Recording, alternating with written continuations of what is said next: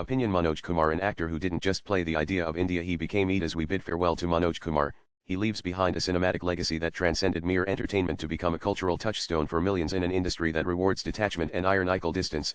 Manoj Kumar chose immersion. He didn't just play the idea of India, he became it.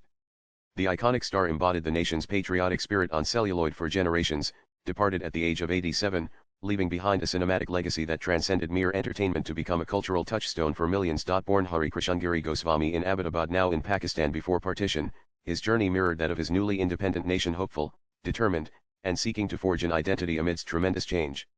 His given name featured more syllables than most film titles that inspired him. He decided to take a name inspired by a character played by Dilip Kumar, another legend he would act opposite and then go on to direct as well, but history would remember him by another moniker altogether: Bharat Kumar, the cinematic personification of India itself. Manoj Kumar debuted in the late 1950s, but it was the 1960s that he reigned as one of the biggest second-generation stars post-independence. He established himself through hits like Hari Yelai or Rasta, Wo County, and Gumnaim. He could have merrily continued to be the box office gold that he was, yet fate had reserved for him a far more significant role. His portrayal of Bhagat Singh in Shahid wasn't merely a performance but a transformative moment that would alter the trajectory of his career and, in many ways, the representation of patriotism in Indian cinema. While most heroes were crooning in picturesque valleys, Kumar set up a writer's desk and turned his gaze to the Indian farmer after then Prime Minister Lal Bahadur Shastri, impressed by Shahid, suggested Kumar create a film embodying his Jai Jawan, Jai Kisan philosophy. Kumar didn't just nod and walk off. The result: Kumar reportedly conceptualized Upkar on the train back from Delhi to Bombay. This moment marked a profound turning point where an artist internalized a political slogan into a cinematic mission. With this masterwork, Kumar created a new cinematic language for expressing love of country. And, he stepped into the fold of something else that rare air where an actor isn't just remembered, he's referenced.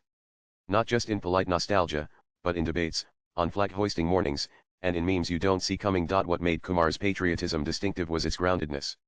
While lesser filmmakers might have been content with battlefield heroics and rhetorical speeches, Kumar understood that true love of nation resided in the everyday, in the farmer's connection to soil, in family bonds, in principled living.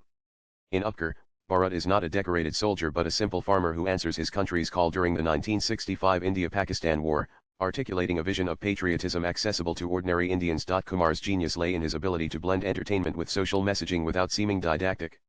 His films tackled complex issues of national identity: Purab or Paschim, economic inequality, Roti Kapta or Makhan, and societal awakening, sure, while remaining commercially viable. He understood that to reach the hearts of his countrymen, he needed to speak their language both literally and figuratively. Behind the camera, Kumar revealed himself as a masterful craftsman. His directorial style balanced the melodramatic traditions of Indian cinema with moments of surprising subtlety. The songs in his films, many now considered classics, weren't mere interludes but narrative vehicles that advanced his patriotic themes.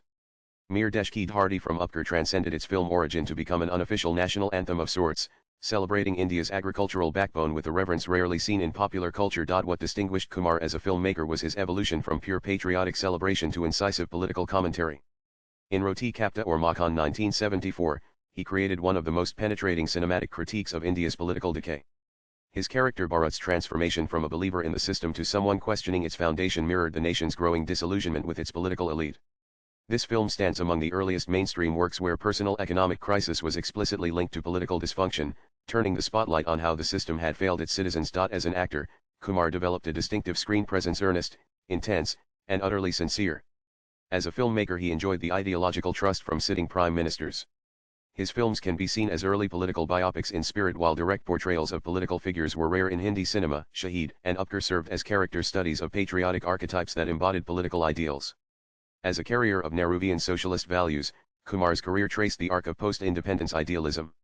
However, his later films subtly moved beyond blind faith, capturing the cracks in the system even as they affirmed devotion to the nation.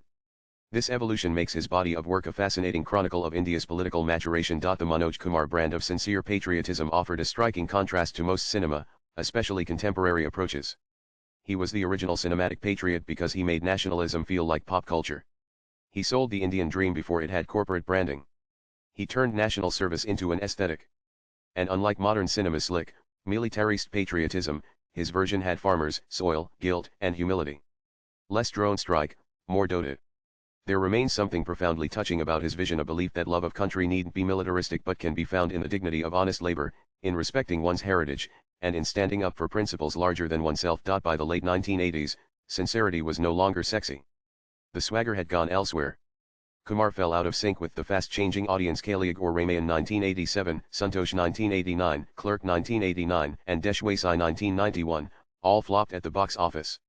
Clerk is routinely studied to be parodied, yet one can find traces of brilliance in Kumar's blocking. He called it quits after Maidani Young 1991. He penned a couple of songs in the Ramesh Darshan's Luttara 1993 but remained out of the spotlight. By the mid-1990s, Manoj Kumar became something of a relic. But relics have their uses. They ground us, remind us, and sometimes, they whisper from the past in ways present-day prophets can't. One of the finest storytellers, Manoj Kumar's prowess as a craftsman remains unmatched. No other filmmaker from the period where writers Salim Khan and Javed Akhtar ruled the roost could take a Salim Javed script and make it their own like Kumar did with Kranti.